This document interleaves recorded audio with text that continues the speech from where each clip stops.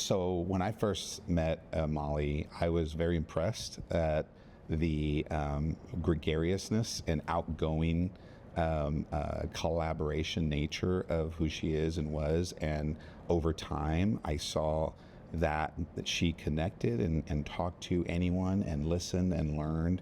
And I was very impressed, very impressed. And as I got to know her more and more, I just saw more depth and more connection to multiple causes and circumstances. And she's always listening, always learning, always finding out, always sensing. And that's just such a great trait to have, especially today in the toxicity of our world. We need more people like Molly. Oh, thank you. Tomas and I were asked to be PubCon chairs in 2019 by Sanjay, and I remember the very first time I met with him. We had lunch and we were talking about what the different things. Well, it was almost a test to see if we would get along, and immediately it was an instant connection because of our background in San Antonio. We had a lot of similarities, also lots of differences, but we will talk about that a little later. But just knowing all the things that Tomas is involved in, he's got a passion for civility and civil discourse, but also wants to give back to his community. From day one, after meeting Molly and working in the Railroad Commission, I believe, or generally, in that world, I heard and saw a number of circumstances that were emerging, and learned through her learnings, if you will, right, and observed and listened, and was very impressed at just the nature of politics. I come mostly from the private sector, and even though I've served on dozens of boards in the nonprofit sector and have been in Texas Workforce Solutions board connected to TWC, I'm still in a different space, right, non-legislative, and it really helped me bridge the gap and learn and understand. And even going through our PubCon on workforce, I learned a lot from Molly, given that she's really good at keeping her position, talking through it and around it and about it, but keeping that position and moving that forward and making sure that you're moving with her about your position and your role, and constantly not overriding you, not undercutting you, but a healthy balance to get you moving forward, if that makes sense. Sanjay came to both of us and asked us to be PubCon chairs because I was in the public sector and I was working from a legislative background, and so for the public conference, he wanted to not only showcase the tech and the entrepreneur stuff, but he also wanted to talk about the policy piece. And the title of our PubCon was Texas 2036. Is Texas ready is our workforce ready for the future? And so for me, my lens, if you will, is really public policy, the legislative process, putting the policy in place to allow children to have the best possible future, right? And that could be the tech world, it could be a four-year university, but it also could be going and getting your certification to be an HVAC. And I think for us, I think when you thought about workforce in 2019, I guess, we started planning in 2018. We really were looking to the future, and we are here, right? This week is we're all talking about AI. 2025 PubCon is AI.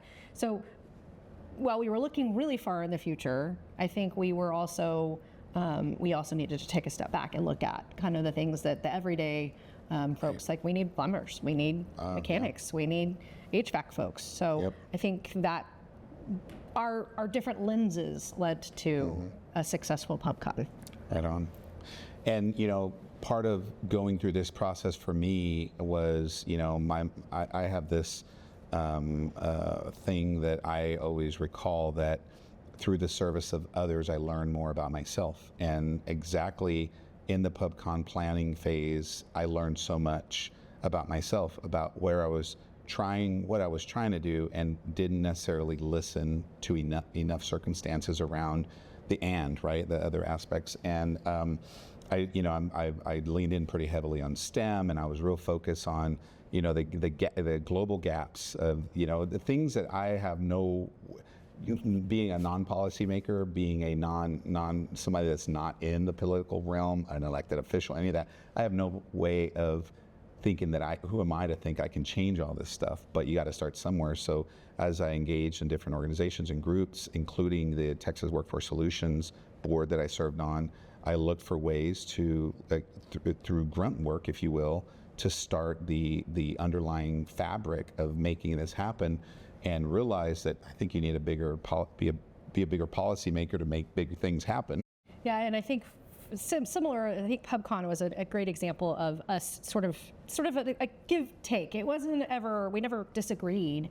It was always sort of a, hey, there's this other side, and I think just from a managing of the different personalities on our committee, being able to ask for guidance and support to execute one of the best PubCons we've had in a really long time. The best. The best. Politically speaking, we are pretty close. I would say I'm right of center. He's probably left of center, but we fall pretty much by today's standard in the middle. Yeah. And so we were trying to decide, like, what is it that makes us different? And I think we both come from San Antonio. And if you're from San Antonio, what's the question? What side of town did you grow up? Or where did you go to high school? What high school did you go to? Yeah. What high school did you go to? Yeah. And I went to Alamo Heights and Highlands High School. And so it was we would never have crossed paths in the 90s as for any reason. And I think the Lyceum brought us together. And I think when we worked on PubCon, and it hit me, it was like a light bulb went off, hit me when we were having our conversation about, like, you were very tech oriented and I was very more of the trades, and let's talk about cosmetology, let's talk about HVAC, let's talk about all these things that are not happening or should be happening in our schools. And so it was a really interesting conversation for me to sit there and go, oh, and if you look at kind of the credentials of where I went to high school, the CTE was not something that would have ever, it was like you're going to high school and you're going to go to a 4-year college and you're going to go work in a corner office. That was always sort of the expectation. Yeah, as an example, I was like focused on, AI certifications and moving like at a warp speed, because I'm thinking about, R&D centers built in Shanghai and in Bangalore, and doing things that I've worked on, and then we're at the same time thinking about, well, look, there's skilled trades around HVAC, and it's real, and it's an and, right? And I think when we first started, for me it was an or, but by the time we went through it, it was an and. We need to be doing both of these. We need to really be pushing the concept and the thought process, and recognize where we are in the globe, I guess, in the global society. The way to find these solutions and come to meet in the middle, if you will, is to be inquisitive and ask questions, and not just ask the question, but listen to the answer, because I think we all have the same goal. I think how we get there is different, and you can take that from a political standpoint. You could take it for us trying to figure out what the workforce should look like for the future, but really listen to what the end game is. Like, do we want an educated society? Do we want to end up better for this, do we want the state to be a better place? I think we all agree on that. I think it's that 20% in the middle that we just don't necessarily always agree on. And if you can take a step back and listen and ask the questions, I think you will find that we can come to a solution and really agree to move things forward. I'm going to date myself here, but I am a big advocate of Stephen Covey's 7 Habits for Highly Effective People. Like I mentioned earlier, I came from challenging circumstances, so I was hungry to learn and grow through my corporate world, and I did, and thank goodness, because I picked up some of those tactics and some of those skills. And one of them in particular was seek to understand before you need to be understood, right?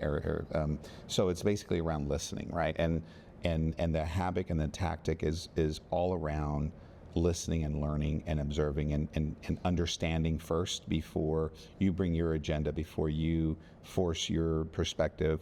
And through the listening, if you're objective enough, help shape your circumstances. And then you're able to either collaborate, fuse, or work it and iterate it to a better outcome. And I think that tactic, I'm stealing that out of Stephen Covey's book, it is genius, because we could use more of that in politics today, I think. it's hard because of the social media and how accelerated that's become, right? But if you just take things out and on a one-on-one basis, I think doing that really helps because you listen and learn before you speak.